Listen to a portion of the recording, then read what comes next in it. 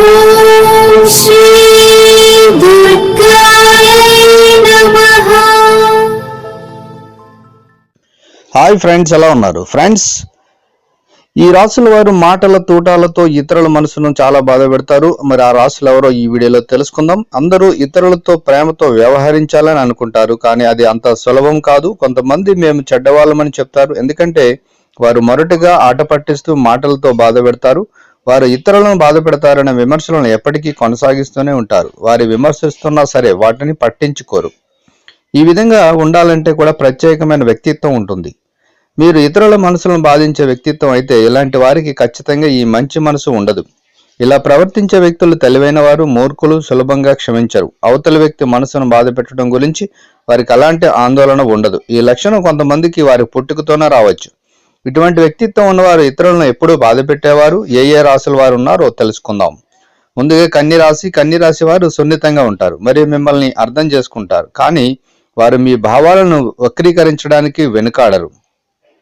చాలా బాధ కలిగించేది ఎలా చెప్పాలో వారికి సహజంగానే తెలుసు. వారు తమను మరి ఇతరులను విమర్శిస్తున్నందున వారందరూ తమను తాము కఠినంగా చూస్తారు. ఈ రాశి వారి కఠినమైన ప్రవర్తనను మరి కఠినమైన పదాలను మాట్లాడే చెడ్డ లక్షణాలను కలిగి ఉంటారు. వీరు ఇతరులను చాలా తేలికగా కష్టపెడుతూ ఉంటారు. ఇక సింహరాశి వారు మనం సాధారణంగా ఈ రాశి వారిని చాలా సున్నితస్తులు మరియు ఉదార స్వభావం కలవారని భావిస్తాం. కానీ వీరు ఖచ్చితంగా కొన్ని తీవ్రమైన విమర్శలను ఎదుర్కొనే సామర్థ్యాన్ని కలిగి ఉన్నారని మర్చిపోవద్దు. ఇతరులు తమ అంచనాలకు అనుగుణంగా వ్యవహరించకపోతే వారిలో నిరాశ, కోపం మరియు మోసగించే స్వభావం అభివృద్ధి చెందుతాయి.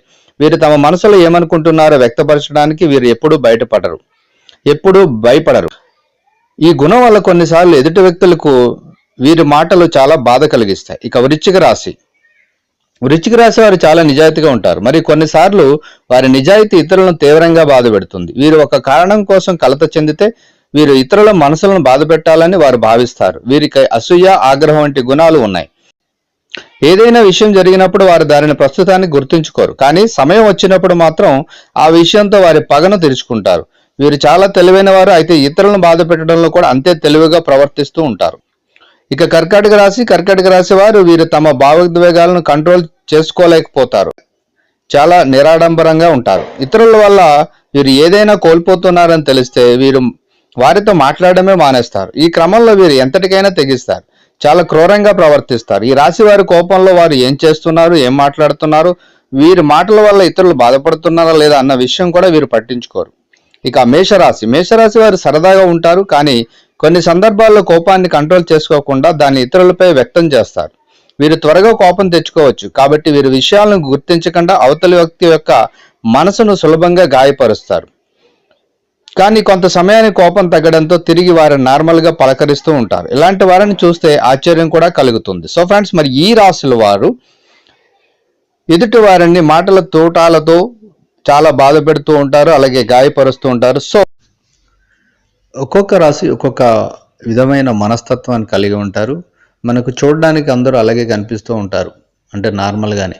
కానీ వాళ్ళు అంచనా వేస్తే ఒక్కొక్కసారి వాళ్ళ గుణం ఏంటి అనేది మనకు బయటకు తెలుస్తుంది. సో అలాగా అంచనా వేసి ఒక్కొక్క రాశి ఇలా ఉంటుంది, అందులో ముఖ్యంగా ఈ రాశుల వాళ్ళు ఇలా ఉంటారని ఆధ్యాత్మిక నిపుణులు అంటున్నారు. అలాగే రాశి చక్రాల ప్రకారమే ఇలా ఉంటారు అంటున్నారు.